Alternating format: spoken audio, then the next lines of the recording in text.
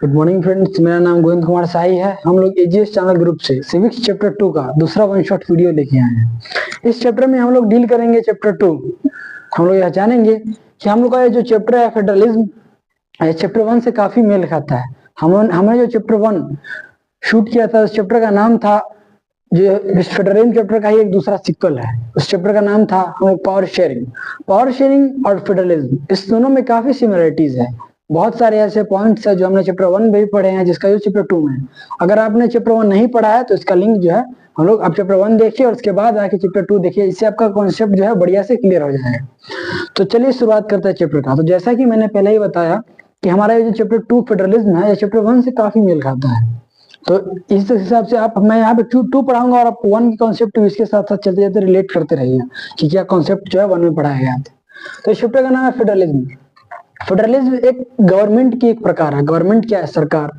किसी भी देश को चलाने के लिए, किसी भी देश का नियम कानून, उसके लोगों को खुशहाली के लिए हमें एक सरकार की जरूरत पड़ती है।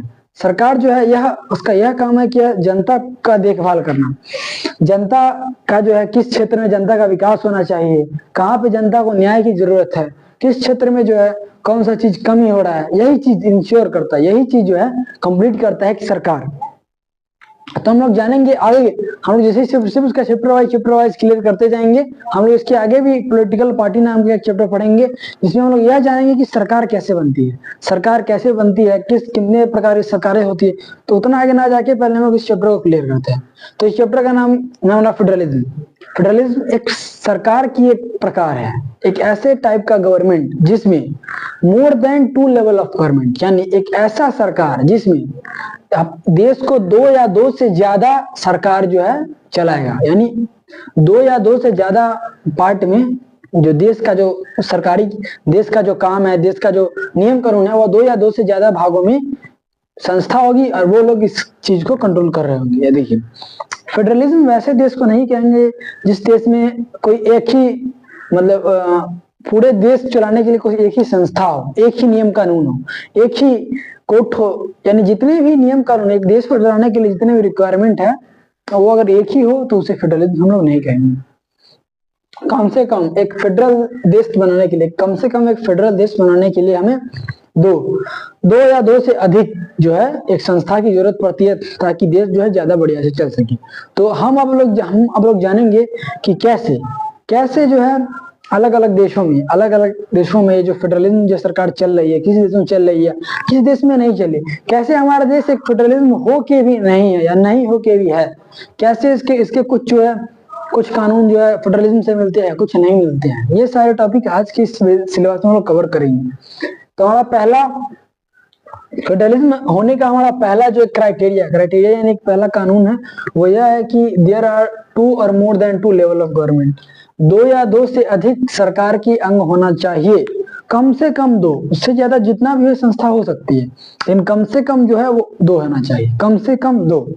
और दूसरा है different tier of government has its own jurisdiction, legislature, executive. से जो अब अलग अलग संस्था है तो उसके लिए अलग अलग नियम कानून होने चाहिए, अलग अलग नियम कानून बनाने वाले लोग होने चाहिए, अलग अलग जो है उस नियम कानून को पूरे देश में लगाने वाले लोग चाहिए। अगर उस पर कोई प्रॉब्लम, उस पर कोई विवाद खड़ा हो तो उसे शांत करने के लिए भी एक अलग अलग कोर्ट होना चाहिए।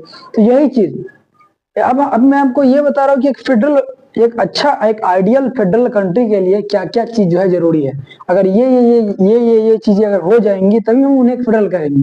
अगर ये चीजें नहीं होंगी तब तक हम उन्हें फेडरल नहीं करेंगे। जब तक ये इन सारे चीजों को पूरा करे तब जाके हम लोग कहेंगे हाँ ये एक देश फेडरल है।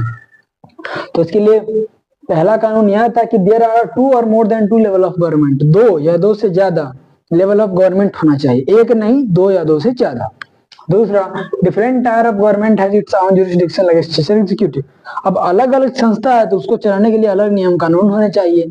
अब अलग अलग नियम कानून है तो उसके कारण जो अगर विवाद खड़ा हो, उस विवाद का समाधान के लिए अलग अलग कोर्ट होने चाहिए। तो ये है हमारा दूसरा नियम, ये है हमारा दूसरा ऑप्शन, जो कि पूरा होने के बाद ही एक फेडरल कंट्री, एक आदर्श फेडरल कंट्री का हम लोग दर्जा देंगे। तो तीसरा स्टेप है कि each tier of government is constitutionally recognised. ये काफी इंपॉर्टेंट पॉइंट है, रिकॉग्नाइज्ड। ये जो सरकार की अलग अलग संस्थाएं है, हर एक संस्था को हमारे संविधान के द्वारा एक दर्जा मिलना चाहिए। हमारा संविधान उसे पहचानता है कि हाँ, हमारे सरकार के, हमारे देश के अंदर ये जो हमारे लोगों को जो से संस्था कंट्रोल कर रही है, इसे हम लोग जानते हैं, इसे हम लोग पहचानते हैं, यह सब कुछ सरकारी रूप से हो रहा है। तो ये रही हमारा तीसरा। एक बार फिर से हम लोग तीनों क्राइटेरिया को एक बार पूरा कर लेते हैं। पहला यह है कि there are 2 or more than 2 level of government. सरकार को चलाने के लिए सरकार के कम से कम 2 अंग या उससे ज्यादा अंग होने चाहिए।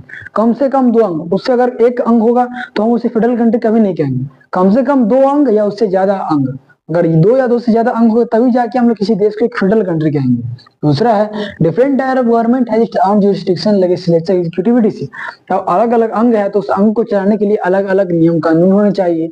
उस नियम कानून को पूरे देश में लगाने के लिए अलग अलग लोग होने चाहिए। उसके कारण अगर कोई प्रॉब्लम नया उठता है तो उसे शांत करने के लिए अलग अलग एक जुरिस्डिक्शन यानी एक न्याय होना चाहिए। और हमारा चौथा है तीसरा, each tier of government is constitutionally recognized। सरकार का हर अंग को संविधान के द्वारा मान्यता प्राप्त होनी चाहिए। जब तक संविधान उस खास अंग को नहीं पहचानता है तब तक हम लोग उसे सरकार का अंग कभी नहीं कहेंगे। और हमारा चौथा टॉपिक है only one tier can't change constitutional laws.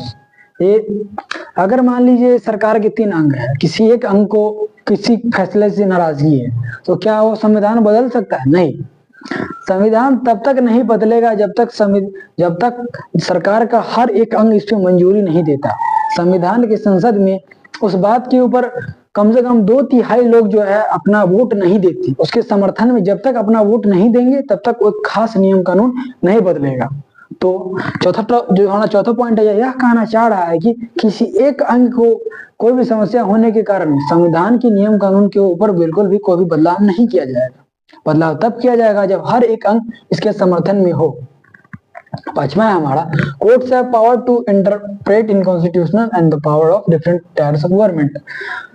संविधान, अब संविधान को सरकार मतलब हमारे देश में पूरी तरीके से मतलब अप्लाई किया जा रहा है, उसके कारण जो प्रॉब्लम होगा उसे कौन सुनने वाला है? कोर्ट। तो जो कोर्ट है इसका यह काम है कि यह देखे कि यह जो अलग अलग अंग जो है सरकार के, अगर उनमें आपस में कभी विवाद होता है पावर को लेके या किसी घटना को लेके तो उसे सुनवाई करने का काम करेगा कोर्ट। कोर्ट के पास यह पावर संविधान देती है कि आप जो है अगर सरकार के किसी खास अंग या 2 अंग के बीच में अगर कोई भी लफड़ा या कोई भी अगर घटना के प्रति अगर कोई आक्रोश हो तो उसे शांत करने का पावर जो है संविधान कोर्ट्स को देती है। और हमारा छठा पॉइंट है sum of the revenue of each level of government is clearly specified. क्या है? Source of revenue of each level of government is clearly specified.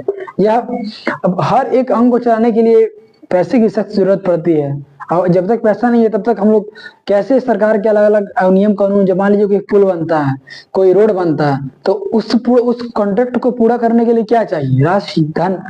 तो ये जो धन का स्रोत है सरकार के पास, जिन सरकार के हर एक अंग के पास जिस तरीकों से धन आएगा वो तरीके जो है वह फिक्स होने चाहिए कि हाँ ये इससे जो है अगर मान लीजिए टोल है तो जो नेशनल हाईवे से जो टोल इकट्ठा होता है वह इसी एक अंग को जाएगा।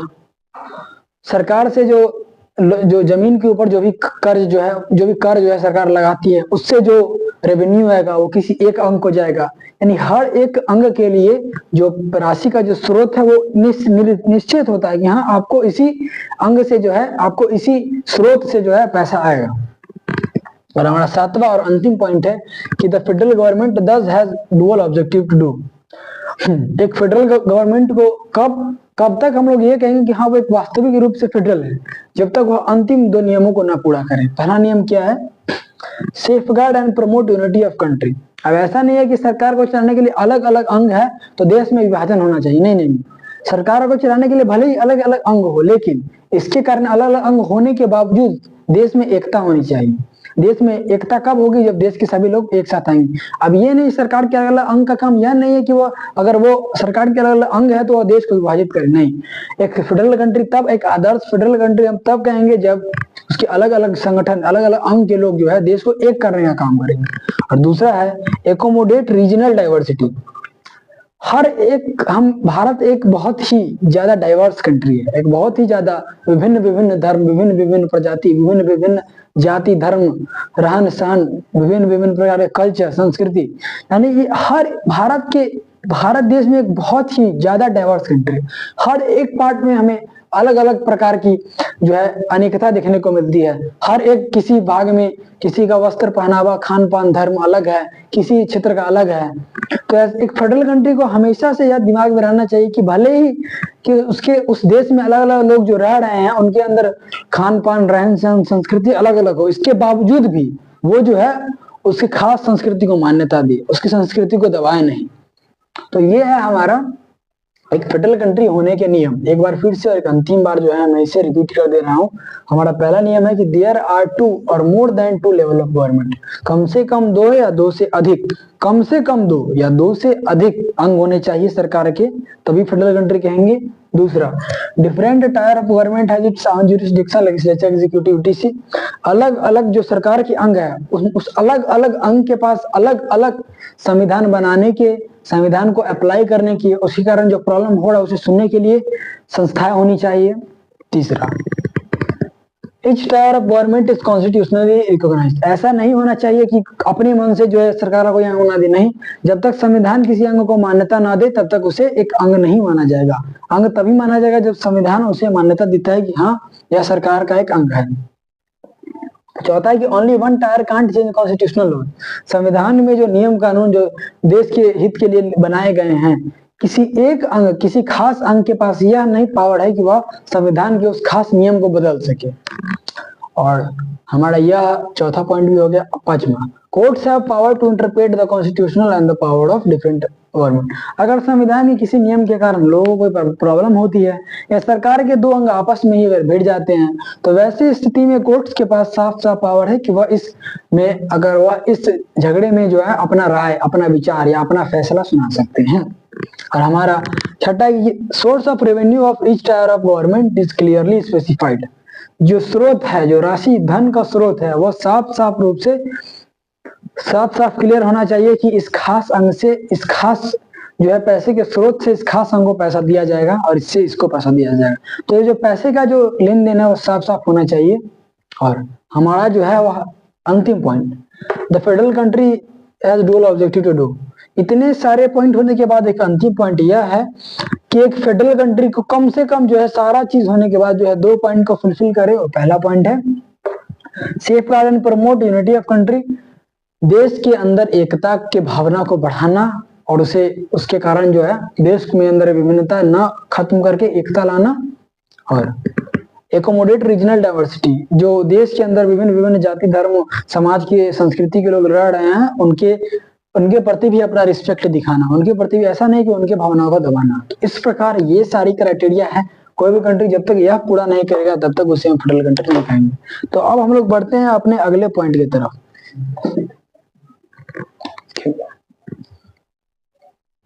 इंडिया फेडरल है या नहीं, कैसे यह फेडरलिज्म के नियम को पूरा करता है या नहीं, या अब हम लोग जो है इस टॉपिक के बाद फिर उसके बाद करेंगे। अब हम लोग यह जानते हैं आइए कि कैसे कौन या तो हमने पढ़ लिया कौन कौन सी क्राइटेरिया होनी चाहिए। अब हम चलिए ये देखते हैं कि अब हमारा देश जो है कैसे इस टॉपिक या इस जो है इस नियम कानून को फॉलो करता है या नहीं।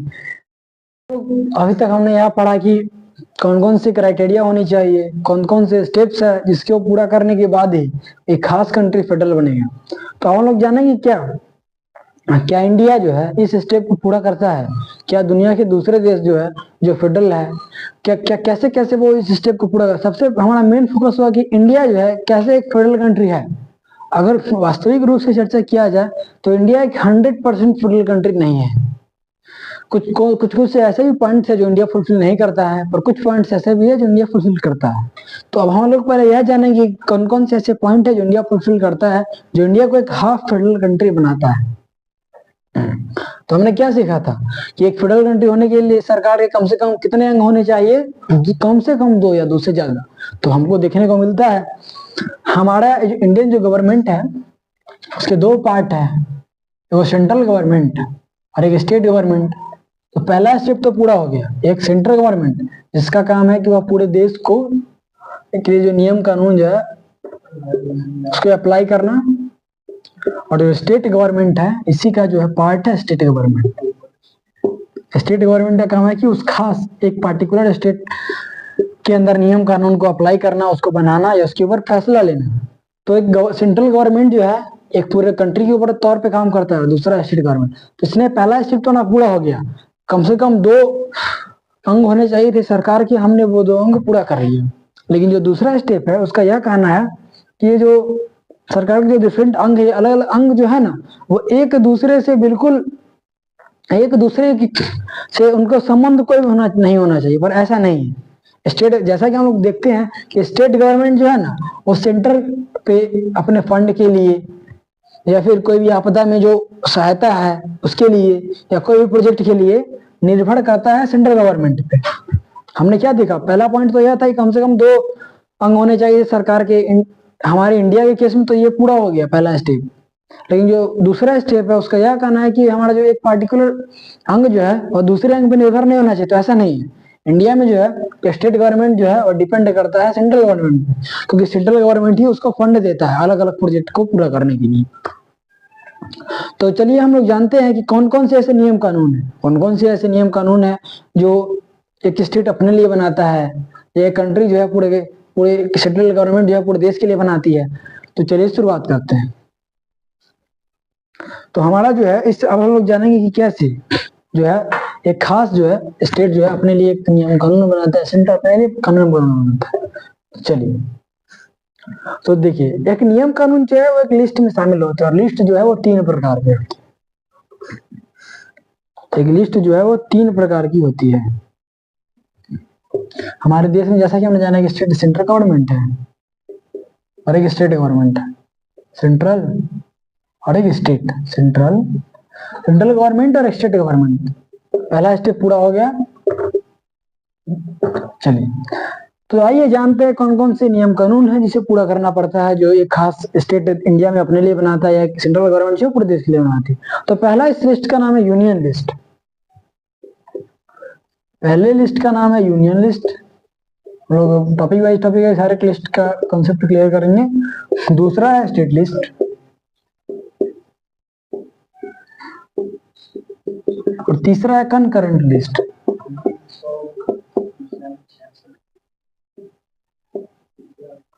Concurrent list.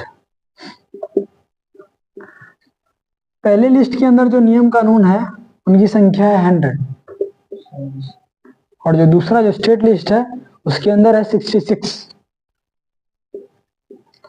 और जो बचे हुए नियम कानून है ये कंकरेंट लिस्ट का जो नंबर ऑफ जो नियम है वो घटते बढ़ते रहता है, क्योंकि यह जो है इसके अंदर जो है बहुत से समय समय पे बदलाव होते रहते हैं।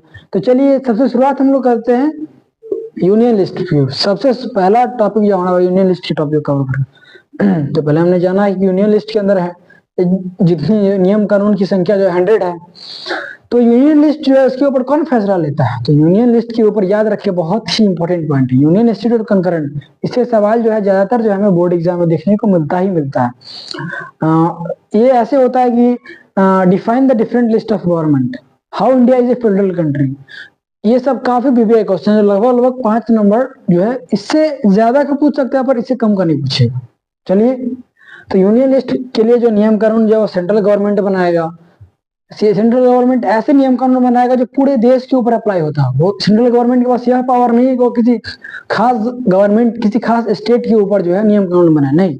सेंट्रल गवर्नमेंट जो भी नियम कानून बनाएगा उससे फायदा जो है पूरे देश को होना चाहिए, तभी उसे हम यूनियन लिस्ट के अंदर रखेंगे। तो आखिरकार कौन कौन से ऐसे नियम कानून है जो सेंट्रल बनाता है उसे यूनियन लिस्ट में रखा गया है। तो चलिए, पहला हमारा डिफेंस। अब डिफेंस रक्षा संबंधी, देश में अगर मान लीजिए कोई दूसरा देश हम पर अटैक करे तो उसके अटैक से पहले या फिर उसके अटैक का जवाब देने के लिए हमारे पास जितने रिसोर्स होने चाहिए उसका यह देखने का, इसका देखभाल करने का काम किसका है? या सेंटर का काम है। कोई स्टेट गवर्नमेंट जो है उसके पास बिल्कुल भी पावर नहीं है कि वो यह चेक करे कि हमारे पास कितने रिसोर्स है वॉर की सिचुएशन के लिए, लड़ाई की सिचुएशन के लिए। तो यह लिस्ट आता है यूनियन लिस्ट के अंदर, यानी कि सेंट्रल गवर्नमेंट ही है, उसके पास पावर है कि वह यह इंश्योर करे कि हमारे पास किसी भी लड़ाई को लड़ने के लिए कितना हमारे पास सामग्री है, और इसे सरकार के खास मंत्रालय, रक्षा मंत्रालय जो है, इसके ऊपर नियम कानून या फैसला या भी कोई भी डिफेंस डील, हम देखते हैं कि भारत ने रशिया से IL-76 विमान खरीदा एंड रशिया से S-400 मिसाइल खरीदा। तो यह सब जो है, इस सब के ऊपर नियम कानून फैसला कौन लिया? इसके ऊपर नियम कानून जितना भी फैसला है, जितना भी कितना लेना है, कितना देना है, कितना का सौदा करना है, यह सब जो है यूनियन लिस्ट या भारत सरकार या उसके पास यह फैसला है कि वह कितना, वह किसी के ऊपर कितना लेना है, कितना देना है, यह इंश्योर करे या भारत सरकार का काम है। दूसरा है डिफेंस के बाद और आता है बैंकिंग। बैंक जो है, बैंक तो हमारे देश के अंदर जितना भी करेंसी चलता है उसको इशू करने का काम कौन करता है? उसको इशू करने का काम करता है RBI, reserve bank of India के अंदर। या फिक्स है कि वह इंश्योर करे, वह देखे कि जिधर देश में जितने ज्यादा मुद्रा, जितने टाइप के करेंसी चल रही हैं, उनका क्या हाल है। RBI जो है वह कंट्रोल करता है भारत का टोटल जो रेवेन्यू से जो इनकम आता है उसको वह जो है रखता है। अगर मान लीजिए किसी खास बैंक को कभी किसी फंड का कमी पड़ गया तो RBI इस केस में उस उस बैंक को जो है उतना मनी प्रोवाइड करेगी। तो RBI का काम यह है कि जज पूरे देश के अंदर जो है करेंसी के ऊपर नियम कानून या फैसला लेना। तो यह भी किसके अंदर आता है? यह आता है यूनियन गवर्नमेंट के ऊपर। RBI क्या करेगी? यह फैसला सेंट्रल गवर्नमेंट करेगा, ना कि कोई खास स्टेट गवर्नमेंट। अगला है फॉरेन अफेयर्स। फॉरेन अफेयर्स का क्या मतलब है? विदेशी देशों के साथ, अपने पड़ोसी या दुनिया के दूसरे देशों के साथ हमारे देश का संबंध कैसा होना चाहिए, यह निर्भर करेगा कि हमारा यूनियन, हमारा जो केंद्र सरकार है वह क्या चाहती है। हमने देखा कि इंडिया और रशिया का काफी अच्छा दोस्त है, इंडिया इजराइल का काफी अच्छा दोस्त है, इंडिया जो है अलग अलग देश का, जितने भी देश इंडिया के मतलब इंडिया का हित चाहते हैं, जो इंडिया के करीबी देश है। तो ये सब जो है किनके साथ कैसा बिहेव करना है, किस कंट्री के साथ कैसा रिलेशन रखना है, यह स्टेट गवर्नमेंट का काम नहीं है, यह काम है सेंट्रल गवर्नमेंट का और ETC। तो टोटल मिला के हम लोग यही जानेंगे कि 100 जो है 100 नियम कानून इस लिस्ट के अंदर आते हैं। अगला है हमारा स्टेट लिस्ट। अब स्टेट लिस्ट के ऊपर फैसला लेगा किसी भी खास राज्य की राज्य सरकार। इसके अंदर जो है 66 जो है नियम कानून के आते हैं और इसके ऊपर जो नियम कानून के ऊपर फैसला भी कौन लेगा? तो स्टेट गवर्नमेंट। तो इसके अंदर कौन कौन सी चीजें आती है? तो वह पुलिस। सबसे पहला बात करते हैं पुलिस। हमारे स्टेट के अंदर किस राज्य, हमारे किस स्टेट के अंदर जितने जिले हैं, कहाँ पे कितने पुलिस का आवश्यकता है। अगर पुलिस सही से काम नहीं कर रही है तो उसके जो रूल्स और रेगुलेशन है उसमें क्या बदलाव होनी चाहिए। तो ये अलग अलग स्टेट में अलग अलग जैसे जैसा व्यवहार है लोगों का उस पर डिपेंड करता है। तो इसीलिए इस पे नियम कानून लेने का फैसला जो है स्टेट गवर्नमेंट के पास है। अगला है हमारा एजुकेशन।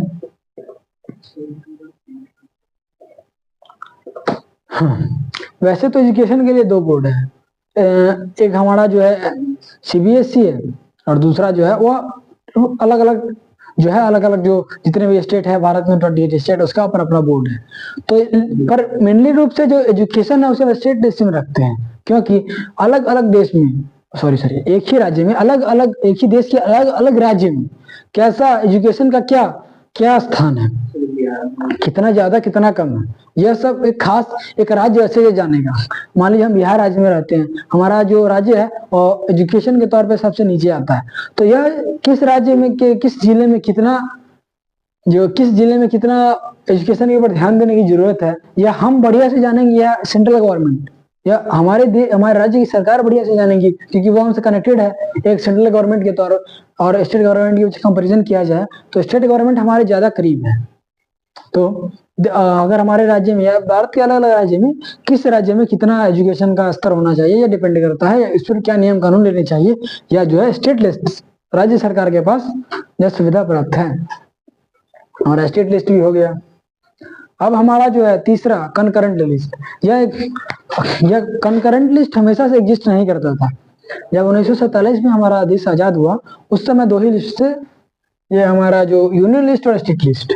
बाद में चल के जब IT मतलब इंफॉर्मेशन टेक्नोलॉजी, हमारा देश जो है टेक्निकली एडवांस हुआ, टेक्नोलॉजी का विस्तार हुआ, बात करने कम्युनिकेशन के साधन बढ़ने लगे। तो देखिए कोई भी चीज जो है जब आती है तो सिर्फ अच्छी चीजें ही नहीं लाती है, अपने साथ कुछ ना कुछ बुराइयां भी होती ही होती है। हर एक चीज के दो पहलू होता है, एक बुरा और एक खराब, सॉरी एक अच्छा और एक खराब। जैसे टेक्नोलॉजी, टेक्नोलॉजी होने के कारण हम लोग बहुत दूर दूर लोगों से बहुत ही जल्दी बात कर पाते हैं, हमारे इंफॉर्मेशन का आदान प्रदान तो जल्दी हो ही रहा है, पर इसके कारण जो साइबर फ्रॉड है वो बढ़ रहा है। हम आए दिन सुनते हैं कि किसी के साथ साइबर फ्रॉड हो गया, किसी के बैंक अकाउंट से इतना पैसा कि कोई फ्रॉड निकाल लिया, किसी के साथ धोखाधड़ी हो गया। तो यह सब चीज जो है, ये कब, जब टेक्नोलॉजी आया तो अपने साथ तो बढ़िया कुछ अच्छाई भी लाया और कुछ बुराई भी लाया। तो यह जो है इसे कंकरेंट लिस्ट में शामिल किया गया है। अब देखिए, अब जैसे जैसे हमारा टेक्निकली एडवांस हो रहा है, वैसे वैसे कुछ ना कुछ जो है टेक्निकली जो है कुछ ना कुछ फ्रॉड आते हैं। तो इसके ऊपर क्या फैसला लेना है, इसको कैसे डील करना है, यह कंकरेंट लिस्ट, इसके ऊपर स्टेट और सेंट्रल दोनों ही फैसला ले सकते हैं अपने अपने हिसाब से, अपने अपने। जैसे हम लोग देखते होंगे कि अलग अलग टाइप के हम लोग को मैसेज के द्वारा मैसेज आते रहता है अपने मैसेज में कि भारत सरकार अलर्ट करते रहती है कि किसी अनजान यूपीआई पिन के ऊपर क्लिक ना करे, किसी लिंक पिन के ऊपर क्लिक ना करे, या फिर फ्रॉड में जैसे आप लोग हमने नोटिस किया, आपके फोन के ऊपर मैसेज आया होगा कि ऐसे क्लिक करें आप 2 करोड़ जीत चुके हैं, आप 3 करोड़ जीत चुके हैं। तो ये सब चीजें है, फ्रॉड है। ये कोई फ्री में किसी को थोड़ी, फ्री में कोई किसी को कुछ थोड़ी देता है। तो इन सब चीजों से सावधान रहे। तो ये भी जो है कंकरेंट लिस्ट, इस तरीके से हम लोग का जो है कंकरेंट लिस्ट भी कंप्लीट हो गया। तो हम लोग जानेंगे अगले टॉपिक के ऊपर। अब हम लोग ये जान चुके हैं कि इंडिया जो है किसके कौन कौन सी क्राइटेरिया को पूरा करता है। अब हम लोग इसी क्राइटेरिया के बारे में थोड़ा सा विस्तार में आइए जानते हैं। हम लोग ये जान चुके हैं कि यूनियन लिस्ट क्या होता है, हम लोग ये भी जान चुके हैं कि स्टेट लिस्ट क्या होता है, हम लोग ये भी जान चुके हैं कि कंकरेंट लिस्ट क्या होता है। अब आइए देखते हैं कि Bharat, how is federalism practised in India. India में फेडरलिज्म को कैसे प्रैक्टिस किया जाता है, इंडिया में कौन कौन सी ऐसी चीजें हो रही है जो यह दर्शाती है कि India is a federal country. चलिए, तो हमारा जो है पहला है linguistic states. Linguistic state, linguistic इसका अर्थ है भाषा और स्टेट यानी राज्य। वैसे राज्य जो एक भाषा के आधार पर बने हुए हैं, यानी उस राज्य में एक खास भाषा मुख्यतः बोली जाती है। इसके एग्जाम्पल बहुत सारे देश है, जैसे मराठी महाराष्ट्र में, बंगाली पश्चिम बंगाल में, कश्मीरी कश्मीर में, भोजपुरी बिहार में, और उड़िया उड़ीसा में। उसके बाद गुजरात में जैसे गुजराती, राजस्थान में राजस्थानी, पंजाब में पंजाबी बोली जाती है, और केरला में जो है हरियाणवी जो है हरियाणा। तो ऐसे बहुत सारे, बहुत ही ज्यादा, मोस्ट ऑफ द स्टेट्स है वो लिंग्विस्टिक स्टेट्स है, यानी वैसे स्टेट्स जो बनाए गए हैं किसके आधार पर, लोग कौन सी भाषा बोलते हैं, किस भाषा का प्रयोग किसी खास राज्य में सबसे ज्यादा हो रहा है, उसे कहते हैं लिंग्विस्टिक स्टेट्स। तो हमने बहुत सारे स्टेट्स, हम लोग एक एग्जांपल हम लोग ले सकते हैं जो भाषा के आधार पर बना हुआ है। सबसे बाद का स्टेट जो तेलंगाना बना, उसमें एक व्यक्ति ने बहुत ही ज्यादा महत्वपूर्ण भूमिका निभाई थी। हम लोग इसके बारे में अपने अगले उसके 2 चैप्टर बाद पढ़ेंगे। उसने यह भूमिका निभाई थी कि तेलंगाना को एक विशेष राज्य का दर्जा देने के लिए तेलंगाना में एक खास भाषा बोली जाती है, ठीक है, तेलुगु। इस चीज के लिए विरोध किया था, तब जाके उस समय की प्रधानमंत्री इंदिरा गांधी ने तेलंगाना को एक विशेष राज्य का दर्जा दिया था। तो अलग अलग जो राज्य है वो किस पे बेस्ड है, एक लैंग्वेज भी एक बहुत ही बड़ा एक चैलेंज था, क्योंकि इंडिया एक डाइवर्स कंट्री है और इंडिया में बहुत सारी भाषाएं बोली जाती है। अगर बात करें कॉन्स्टिट्यूशन के द्वारा रिकॉग्नाइज्ड भाषा तो 22 है, वरना तो फिर गिनती बहुत ही ज्यादा 99 भाषा बोली जाती है। पर कॉन्स्टिट्यूशन जो है, संविधान जो है, वो रिकॉग्नाइज करता है सिर्फ 22 लैंग्वेजेस को। हमारा जो कॉन्स्टिट्यूशन जो है, यह चीज हम लोग पढ़ेंगे लैंग्वेज पॉलिसी। पहले तुम्हारा लैंग्वेज स्टेट कंप्लीट, अब आता है लैंग्वेज पॉलिसी। यही है लैंग्वेज पॉलिसी। एक लैंग्वेज पॉलिसी किसी देश के लिए एक बहुत इंपॉर्टेंट पॉइंट होता है। अगर एक लैंग्वेज पॉलिसी, एक गलत लैंग्वेज पॉलिसी जो है श्रीलंका में सिविल वार करवा दिया। आप देखिए सिविल वार, श्रीलंका में तेलुगु जो है तमिल लोग बोलते थे, वही बुद्धिस्ट लोग सिन्हाला बोलते थे। श्रीलंकन गवर्नमेंट ने बस इतना किया कि उसने अपना नेशनल लैंग्वेज सिन्हाला कर दिया और इसी कारण सिविल वार देखने को मिल गया। ठीक है, लैंग्वेज पॉलिसी एक बहुत ही इंपॉर्टेंट एस्पेक्ट है, बहुत ही इंपॉर्टेंट पॉइंट है किसी भी देश में। उसके फ्यूचर निर्धारित करने में। तो इंडिया का जो लैंग्वेज पॉलिसी है वो काफी बढ़िया है, काफी एक उस समय के जितने भी राजनीति लोग थे उन्होंने काफी सोच विचार कर इंडिया की लैंग्वेज पॉलिसी को बनाया है। तो इंडिया की लैंग्वेज पॉलिसी में मान लिया है कि हमारा जो हिंदी जो है वो हमारा ऑफिशियल लैंग्वेज है, हिंदी और इंग्लिश ऑफिशियल लैंग्वेज है। हिंदी नेशनल लैंग्वेज नहीं है। हिंदी हम ऐसा कभी नहीं कहेंगे कि हिंदी हमारा नेशनल लैंग्वेज है। हमारा राष्ट्रभाषा हिंदी नहीं है। राष्ट्रभाषा बहुत सारे भाषा है पर उनमें ऐसा नहीं हिंदी राष्ट्रभाषा की, लेकिन अगर हम बात करें कि हिंदी को कि ऑफिशियल लैंग्वेज, तो हिंदी और इंग्लिश का इस्तेमाल किया जाता है। लैंग्वेज पॉलिसी मैंने देखा कि लैंग्वेज पॉलिसी बहुत ही इंपॉर्टेंट भूमिका निभाता है किसी भी देश की फ्यूचर निर्धारित करने में।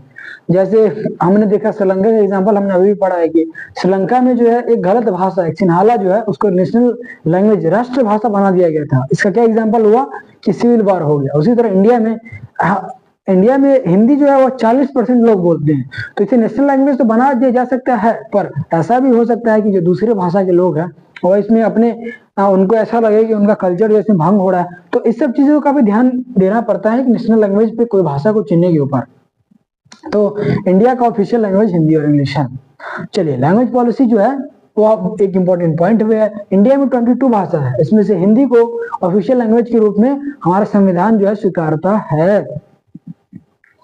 और हमारा सेंट्रल स्टेट पॉलिसी, हमने लैंग्वेज पॉलिसी समझ लिया। अब सेंट्रल स्टेट पॉलिसी एक बहुत इंपॉर्टेंट पॉइंट है। सेंट्रल स्टेट पॉलिसी का क्या मतलब? सेंट्रल केंद्र सरकार और स्टेट राज्य सरकार, केंद्र सरकार और राज्य सरकार जो है उसके बीच में संबंध कैसे होनी चाहिए। केंद्र सरकार और राज्य सरकार उसके बीच में अलग अलग फैसलों के ऊपर उनकी कैसे एक केंद्र सरकार और एक राज्य सरकार कैसे क्या भूमिका निभाता है हमारे देश में, अलग अलग नियम कानून अप्लाई करने में, अलग अलग नियमों के ऊपर संविधान के ऊपर अपनी राय देने में। चलिए जानते हैं। तो सेंटर और स्टेट का रिलेशन जो है वह ऐसा हमारे देश में है कि हमारा जो स्टेट है उसके पास पावर है कि वो अपने हमने देखा कि स्टेट लिस्ट में कौन कौन से आते हैं, कौन कौन से 966 जो नंबर ऑफ लॉज है वो स्टेट लिस्ट में है। तो जो स्टेट गवर्नमेंट है वो सिर्फ उस 1966 लिस्ट के ऊपर फोकस करेगा। और जो हमारा सेंट्रल गवर्नमेंट है वो 100 जो 100 लिस्ट है सेंट्रल लिस्ट उसके लिए वो उसका काम को उस पर करेगा। ना ही सेंटर को यह अधिकार है कि वह स्टेट के किसी भी नियम कानून में दाखिल दे, या ना ही यह स्टेट को अधिकार है कि वो सेंटर किसी भी नियम कानून में दाखिल दे। तो सेंट्रल और स्टेट के बीच में जो रिलेशनशिप होना चाहिए वह यह इतना होना चाहिए कि सेंटर जो है वह स्टेट को फंडिंग करता है। जैसे देखिए कि हमारा देश बिहार राज्य जो है बहुत सारी चीजों में पिछड़ा हुआ, तो सेंटर जो है वह सेंटर को मिलने यह कभी हम लोग देखते हैं कि भारत सरकार ने बिहार सरकार को इतने करोड़ रुपए, इतने हजार करोड़ रुपए का एड किया, यानी मदद किया। क्यों? क्योंकि हम लोग जो है अभी पिछड़े हैं, धीरे धीरे लोग डेवलप कर रहे हैं पर डेवलप रेट बहुत ही स्लो है। तो सेंट्रल स्टेट पॉलिसी हमारा कंप्लीट हो गया। अब अगला हमारा कोलिशन गवर्नमेंट। कोलिशन गवर्नमेंट का क्या मतलब है? अब सरकार जीतने के लिए पार्टी चाहिए, और पार्टी कैसे काम करता है, कैसे पार्टी के अंदर बहुत सारे लोग होते हैं, इस बारे में विस्तार में हम लोग अगले चैप्टर में हमारा आने वाला है इसी में। पर अभी हम लोग को ऊपर से ही जितना हम लोग का जरूरी है उतना हम जान लेते हैं। कोलिशन गवर्नमेंट का अर्थ होता है कि वैसा सरकार जो 2 या 2 से अधिक पार्टी मिलकर कोई सरकार बना, तो उसे हम लोग कहते हैं कोलिशन गवर्नमेंट। क्या कहते हैं? जिसे हम लोग कहते हैं हिंदी में गठबंधन की सरकार। जब गठबंधन की सरकार बनाने की जरूरत ही क्यों पड़ती है? जब कोई भी सरकार, कोई भी गवर्नमेंट एक निश्चित एक सीट फिक्स होता है। हम लोग इंडिया में 272 है, तो जितना टोटल सीट है ना उसमें कम से कम किसी एक पार्टी को कम से कम 272 सीट सिक्योर करना पड़ेगा उसे अपनी सरकार बनाने के लिए। तो टोटल सीट कितना है? 500 है, 543 है। इसमें से टोटल कम से कम कितना? 272। तो जब कोई एक पार्टी या स्टेट के तौर पर भी ले सकते हैं, जब स्टेट में केंद्र अलग अलग स्टेट में अलग सीट है, जैसे उत्तर प्रदेश में 72 है और अलग अलग मतलब स्टेट में अलग अलग सीट्स है, तो उन सबका एक लिमिट है कि अगर कोई पार्टी उस लिमिट को नहीं रीच कर पाए, जैसे इंडिया में 272 चाहिए एक पार्टी को या एक सरकार बनाने के लिए, तो मान लीजिए किसी एक पार्टी को 272 नहीं, उसका मान लीजिए 170 ही सीट आया, 272 चाहिए था 170 ही सीट आया, तो ऐसे केस में उसके पास मेजोरिटी नहीं है, वह उसके पास यह अधिकार नहीं कि सरकार बनाए। तो सरकार कैसे बनेगी? अब जिसको चलाने के लिए सरकार तो चाहिए ही चाहिए। तो यह कर सकती है कि जो इतना बचा हुआ जो पार्टी है, छोटे मोटा पार्टी है, वो उसके साथ कोलैब कर ले और उसके साथ ज्वाइन कर ले, उसके साथ एक होकर उसका सीट और अपना सीट मिला के कोलिशन की गवर्नमेंट बने, गठबंधन की सरकार। तो इसमें क्या क्या खामियां और क्या क्या नुकसान है और क्या क्या अच्छाइयां देखते हैं। इससे कोलिशन गवर्नमेंट क्या बढ़िया है कि इसमें जो है अलग अलग पार्टी जो अपना विचार देते हैं, तब जाके एक बढ़िया सा एक नियम कानून जो है काफी बहस के बाद एक अच्छा नियम कानून, एक सही नियम कानून जो हमारे देश में अप्लाई हो पाता है। उसे खामियां यह है इसमें जो है ना किसी एक पार्टी के पास पावर न होने के कारण जो है सरकार टूटने का काफी खतरा रहता है। तो कोलिशन गवर्नमेंट हम समझेगा। फिर से मैं इन सभी टॉपिक को रिव्यू कर लेता हूँ। लिंग्विस्टिक स्टेट, वैसे स्टेट जो बनाए गए हैं किसी खास लैंग्वेज के ऊपर। अगर किसी खास क्षेत्र में कोई खास लोग एक खास भाषा को बोल रहे हैं तो उसी भाषा के आधार पर किसी स्टेट को बनाना, यानी भाषा के आधार पर राज्य बनाना है लिंग्विस्टिक स्टेट। लैंग्वेज पॉलिसी, किसी भाषा को मान्यता प्राप्त कर रहा। हमारे संविधान 22 भाषाओं को मान्यता प्राप्त करता है लैंग्वेज के ऊपर, जिसमें से हिंदी हमारा जो है वो ऑफिशियल लैंग्वेज है। इंडिया के 40% लोग हिंदी बोलते हैं। अलग और इस 22 में आसामी, उड़िया, नेपाली, बहुत सारे भाषाएं हैं जो बहुत बड़े तौर पर बोली जाती है। और कुछ लैंग्वेज ऐसे भी है जो छोटे छोटे क्षेत्र, जैसे बिहार में के कुछ क्षेत्रों में मगधी बोली जाती है। अलग अलग क्षेत्र में मान लीजिए सीतामढ़ी क्षेत्र है, यानी अलग अलग कुछ कुछ ऐसा ही भाषा होता है जो किसी बड़े क्षेत्र में ना होगा, किसी छोटे ही क्षेत्र में व्यवस्थित रूप से बोला जाए। तो इसे छोटे तौर पर अगर इंडिया के तौर पे बात करें तो टोटल 22 राज्यों को जो है 22 जो है लैंग्वेज को इंडिया है रिकॉग्नाइज करता है अपने लैंग्वेज के ऊपर, जिसमें से हिंदी और इंग्लिश को रिकॉग्नाइज करता है ऑफिशियल लैंग्वेज। तो लैंग्वेज पॉलिसी हो गया। सेंट्रल और स्टेट के बीच में क्या पॉलिसी होनी चाहिए, क्या रिलेशन होना चाहिए? तो यह रिलेशन होना चाहिए कि सेंटर का पावर अलग है, स्टेट का पावर अलग है। सेंटर अपना पावर एंजॉय करे और स्टेट अपना पावर एंजॉय करे। कोई सेंटर स्टेट के काम में दखलंदाजी ना करे और स्टेट सेंटर के काम में दखलंदाजी ना करे। सेंटर जो है कब किसी भी, जब तक सिर्फ फाइनेंशियल एड, मान लीजिए किसी खास राज्य को किसी चीज का जरूरत है, अब फिर किसे, अगर नहीं सेंटर स्टेट के अगर मान लीजिए डिस्प्यूट हो गया तो इसके ऊपर नियम कौन लेगा? तो हमने पहले पढ़ चुका है, कोर्ट। कोर्ट में भी कौन सा कोर्ट? जब सेंटर और स्टेट का अगर डिस्प्यूट चल रहा हो तो उसमें सुप्रीम कोर्ट जो हमारा मुख्य भूमिका निभाता है। हमारा जो सुप्रीम कोर्ट है वो जो फैसला लेता है उसे सेंट्रल गवर्नमेंट को भी मानना पड़ेगा और स्टेट गवर्नमेंट को भी मानना पड़ेगा। चलिए, तो हमारा सेंट्रल स्टेट पॉलिसी कंप्लीट। अगला कोलिशन गवर्नमेंट, वैसी सरकार जब किसी एक पार्टी को एक निश्चित फिक्स सीट ना मिले और वह दूसरे पार्टी के साथ मिलकर उस सीट को उस पहुंच को पूरा करे तो उसे हम कहेंगे गठबंधन की सरकार या कोलिशन गवर्नमेंट। अगला है हमारा अगला और last topic, decentralisation in India. Centralisation क्या होता है? यानी वैसा देश जिसमें जितना मोस्ट ऑफ द पावर, ज्यादातर मेन पावर जो है वो सेंटर के पास ही हो, तो उसे हम लोग कहेंगे सेंट्रलाइज्ड फॉर्म ऑफ गवर्नमेंट। जैसे कि हम लोग यह देखते हैं कहाँ, नॉर्थ कोरिया का जो तानाशाह है, वहां पे क्या है, वहां पे जितना जो मोस्ट ऑफ द पावर्स है, जो मेन पावर्स है, हेल्थ, वेल्थ, सिक्योरिटी, ये सारा most of the power enjoy करता है हमारा नॉर्थ कोरिया का तानाशाह किम जोंग उन। या फिर पाकिस्तान में देख लीजिए, पाकिस्तान का कोई भी प्रधानमंत्री आज तक अपना 5 साल का जो टेन्योर होता है, समय होता है, पूरा नहीं कर पाया, रिकॉर्ड है। जैसे इंडिया में होता है ना कि हाँ 5 साल पूरा कर गया, यह जो प्राइम मिनिस्टर है वो रिटायर हो, ऐसा नहीं। पाकिस्तान में मतलब 5 साल होने से पहले ही हटा दिया जाता है उसके मिलिट्री के द्वारा।